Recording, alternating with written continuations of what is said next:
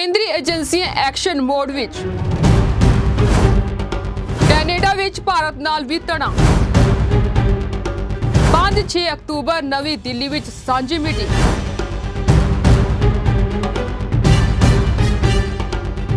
ਇੱਕ ਵੱਡੀ ਖਬਰ ਹੈ ਕਿ ਹੁਣ ਕੇਂਦਰੀ ਏਜੰਸੀਆਂ ਭਾਰਤ ਵਿੱਚ ਖਾਲਿਸਤਾਨੀਆਂ ਅਤੇ ਗੈਂਗਸਟਰਾਂ ਨਾਲ ਜੁੜੇ ਨੈਟਵਰਕ ਨੂੰ ਖਤਮ ਕਰਨ ਦੇ ਲਈ ਵਿਸ਼ੇਸ਼ ਯੋਜਨਾ ਤੇ ਕੰਮ ਕਰਨ ਜਾ ਰਹੀ ਹੈ। ਜੀ ਹਾਂ, ਅਜਿਹੇ ਵਿੱਚ NIA, IB, RAW ਅਤੇ ATS ਦੀ ਜ਼ਰੂਰੀ ਬੈਠਕ ਸੱਦੀ ਗਈ ਹੈ। ਤੁਹਾਨੂੰ ਦੱਸਣਾ ਚਾਹਾਂਗੇ ਕਿ ਭਾਰਤੀ ਖੂਫੀਆ ਤੇ ਜਾਂਚ ਏਜੰਸੀਆਂ ਦੀ ਬੈਠਕ ਅਜਿਹੇ ਸਮੇਂ ਹੋ ਰਹੀ ਹੈ ਜਦੋਂ ਕੈਨੇਡਾ ਵਿੱਚ ਭਾਰਤ ਵਿਰੋਧੀ ਖਾਲਿਸਤਾਨੀ ਨੈਟਵਰਕ ਦੀਆਂ ਗਤੀਵਿਧੀਆਂ ਸਾਹਮਣੇ ਆਈਆਂ ਨੇ। ਸੋ ਕੇਂਦਰੀ ਏਜੰਸੀਆਂ ਹੁਣ ਖਾਲਿਸਤਾਨੀ ਅਤੇ ਗੈਂਗਸਟਰਾਂ ਦੇ ਨੈਟਵਰਕ ਨੂੰ ਖਤਮ ਕਰਨ ਲਈ ਐਕਸ਼ਨ ਮੋਡ ਦੇ ਵਿੱਚ ਨੇ। ਇਸ ਲਈ ਅਤਵਾਦ ਵਿਰੋਧੀ ਯੋਜਨਾ ਤਿਆਰ ਕਰਨ ਦੀ ਕੋਸ਼ਿਸ਼ ਕੀਤੀ ਜਾ ਰਹੀ ਹੈ। ਸੋ ਕੈਨੇਡਾ ਨਾਲ ਚੱਲ ਰਹੇ ਵਿਵਾਦ ਦਰਮਿਆਨ NIA, RAW, ATS ਅਤੇ IB ਦੀ ਸਾਂਝੀ ਮੀਟਿੰਗ ਬੁਲਾਈ ਗਈ ਹੈ।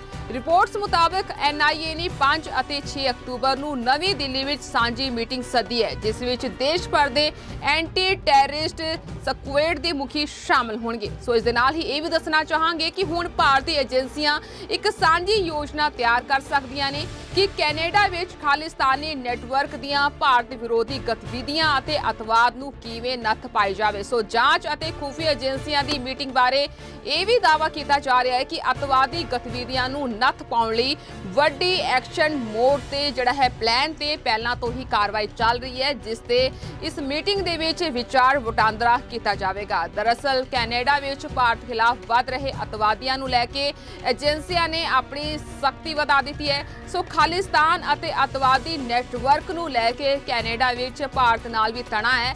ਸੋ ਇਸ ਦਾ ਕਾਰਨ ਇਹ ਹੈ ਕਿ ਇਹ ਤੱਥ ਸਾਹਮਣੇ ਆਉਣ ਤੋਂ ਬਾਅਦ ਵੀ ਕਿ ਕੈਨੇਡਾ ਅਤਵਾਦੀਆਂ ਨੂੰ ਪਨਾਹ ਦੇ ਰਿਹਾ ਹੈ, ਇਸ ਨੇ ਭਾਰਤ ਵੱਲੋਂ ਕਾਰਵਾਈ ਦੀ ਗੱਲ ਨੂੰ ਅਣਗੌਲਿਆ ਕਰ ਦਿੱਤਾ। ਸੋ 2020 ਦੇ ਵਿੱਚ NIA ਨੇ FBI RCMP ਪ੍ਰੋਟੋਕਾਲ ਦੇ ਤਹਿਤ ਇੱਕ ਸਮਝੌਤਾ ਪੱਤਰ ਤੇ ਹਸਤਾਖਰ ਕੀਤੇ। ਇਸ ਤੋਂ ਬਾਅਦ ਵੀ ਕੁਝ ਨਹੀਂ ਬਦਲਿਆ। ਅਸਲ ਦੇ ਵਿੱਚ ਜਸਟਿਨ ਟਰੂਡੋ ਸਰਕਾਰ ਭਾਰਤ ਦੀਆਂ ਮੰਗਾਂ ਨੂੰ ਨਜ਼ਰਅੰਦਾਜ਼ ਕਰਕੇ ਵੋਟ ਬੈਂਕ ਦੀ ਰਾਜਨੀਤੀ ਵਿੱਚ ਖਾਲਿਸਤਾਨੀਆਂ ਦਾ ਸਮਰਥਨ ਕਰ ਰਹੀ ਹੈ। ਖੁਫੀਆ ਜਾਣਕਾਰੀ ਆਧਾਰ ਤੇ ਭਾਰਤ ਨੇ ਕੈਨੇਡਾ ਨੂੰ ਕਈ ਵਾਰ ਖਾਲਿਸਤਾਨੀਆਂ ਬਾਰੇ ਜਾਣਕਾਰੀ ਸੌਂਪੀ ਸੀ, ਦਿੱਤੀ ਸੀ। ਇਸ ਦੇ ਬਾਵਜੂਦ ਵੀ ਕੈਨੇਡਾ ਸਰਕਾਰ ਦਾ ਢਿੱਲਾ ਰਵੱਈਆ ਸਭ ਦੇ ਸਾਹਮਣੇ ਆ ਚੁੱਕਿਆ। ਕੇਂਦਰੀ ਏਜੰਸੀਆਂ ਐਕਸ਼ਨ ਮੋਡ ਵਿੱਚ।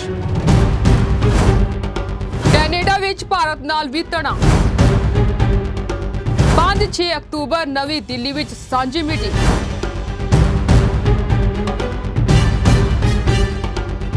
ਇੱਕ ਵੱਡੀ ਖਬਰ ਹੈ ਕਿ ਹੁਣ ਕੇਂਦਰੀ ਏਜੰਸੀਆਂ ਭਾਰਤ ਵਿੱਚ ਖਾਲਿਸਤਾਨੀਆਂ ਅਤੇ ਗੈਂਗਸਟਰਾਂ ਨਾਲ ਜੁੜੇ ਨੈਟਵਰਕ ਨੂੰ ਖਤਮ ਕਰਨ ਦੇ ਲਈ ਵਿਸ਼ੇਸ਼ ਯੋਜਨਾ ਤੇ ਕੰਮ ਕਰਨ ਜਾ ਰਹੀ ਹੈ। ਜੀ ਹਾਂ, ਅਜਿਹੇ ਵਿੱਚ NIA, IB, RAW ਅਤੇ ATS ਦੀ ਜ਼ਰੂਰੀ ਬੈਠਕ ਸੱਦੀ ਗਈ ਹੈ। ਤੁਹਾਨੂੰ ਦੱਸਣਾ ਚਾਹਾਂਗੇ ਕਿ ਭਾਰਤੀ ਖੂਫੀਆ ਤੇ ਜਾਂਚ ਏਜੰਸੀਆਂ ਦੀ ਬੈਠਕ ਅਜਿਹੇ ਸਮੇਂ ਹੋ ਰਹੀ ਹੈ ਜਦੋਂ ਕੈਨੇਡਾ ਵਿੱਚ ਭਾਰਤ ਵਿਰੋਧੀ ਖਾਲਿਸਤਾਨੀ ਨੈਟਵਰਕ ਦੀਆਂ ਗਤੀਵਿਧੀਆਂ ਸਾਹਮਣੇ ਆਈਆਂ ਨੇ। ਸੋ ਕੇਂਦਰੀ ਏਜੰਸੀਆਂ ਹੁਣ ਖਾਲਿਸਤਾਨੀ ਅਤੇ ਗੈਂਗਸਟਰਾਂ ਦੇ ਨੈਟਵਰਕ ਨੂੰ ਖਤਮ ਕਰਨ ਲਈ ਐਕਸ਼ਨ ਮੋਡ ਦੇ ਵਿੱਚ ਨੇ। ਇਸ ਲਈ ਅਤਵਾਦ ਵਿਰੋਧੀ ਯੋਜਨਾ ਤਿਆਰ ਕਰਨ ਦੀ ਕੋਸ਼ਿਸ਼ ਕੀਤੀ ਜਾ ਰਹੀ ਹੈ। ਸੋ ਕੈਨੇਡਾ ਨਾਲ ਚੱਲ ਰਹੇ ਵਿਵਾਦ ਦਰਮਿਆਨ NIA, RAW, ATS ਅਤੇ IB ਦੀ ਸਾਂਝੀ ਮੀਟਿੰਗ ਬੁਲਾਈ ਗਈ ਹੈ।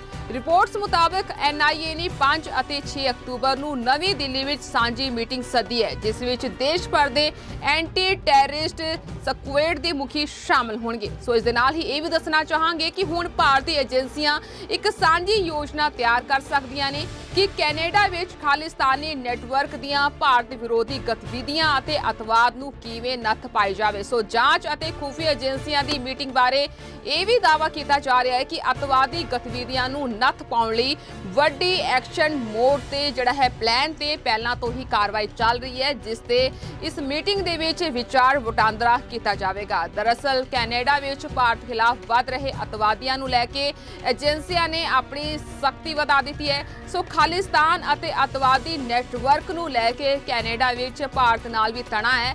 ਸੋ ਇਸ ਦਾ ਕਾਰਨ ਇਹ ਹੈ ਕਿ ਇਹ ਤੱਥ ਸਾਹਮਣੇ ਆਉਣ ਤੋਂ ਬਾਅਦ ਵੀ ਕਿ ਕੈਨੇਡਾ ਅਤਵਾਦੀਆਂ ਨੂੰ ਪਨਾਹ ਦੇ ਰਿਹਾ ਹੈ, ਇਸ ਨੇ ਭਾਰਤ ਵੱਲੋਂ ਕਾਰਵਾਈ ਦੀ ਗੱਲ ਨੂੰ ਅਣਗੌਲਿਆ ਕਰ ਦਿੱਤਾ। ਸੋ 2020 ਦੇ ਵਿੱਚ NIA ਨੇ FBI RCMP ਪ੍ਰੋਟੋਕਾਲ ਦੇ ਤਹਿਤ ਇੱਕ ਸਮਝੌਤਾ ਪੱਤਰ ਤੇ ਹਸਤਾਖਰ ਕੀਤੇ। ਇਸ ਤੋਂ ਬਾਅਦ ਵੀ ਕੁਝ ਨਹੀਂ ਬਦਲਿਆ। ਅਸਲ ਦੇ ਵਿੱਚ ਜਸਟਿਨ ਟਰੂਡੋ ਸਰਕਾਰ ਭਾਰਤ ਦੀਆਂ ਮੰਗਾਂ ਨੂੰ ਨਜ਼ਰਅੰਦਾਜ਼ ਕਰਕੇ ਵੋਟ ਬੈਂਕ ਦੀ ਰਾਜਨੀਤੀ ਵਿੱਚ ਖਾਲਿਸਤਾਨੀਆਂ ਦਾ ਸਮਰਥਨ ਕਰ ਰਹੀ ਹੈ। ਖੁਫੀਆ ਜਾਣਕਾਰੀ ਆਧਾਰ ਤੇ ਭਾਰਤ ਨੇ ਕੈਨੇਡਾ ਨੂੰ ਕਈ ਵਾਰ ਖਾਲਿਸਤਾਨੀਆਂ ਬਾਰੇ ਜਾਣਕਾਰੀ ਸੌਂਪੀ ਸੀ, ਦਿੱਤੀ ਸੀ। ਇਸ ਦੇ ਬਾਵਜੂਦ ਵੀ ਕੈਨੇਡਾ ਸਰਕਾਰ ਦਾ ਢਿੱਲਾ ਰਵੱਈਆ ਸਭ ਦੇ ਸਾਹਮਣੇ ਆ ਚੁੱਕਿਆ ਹੈ।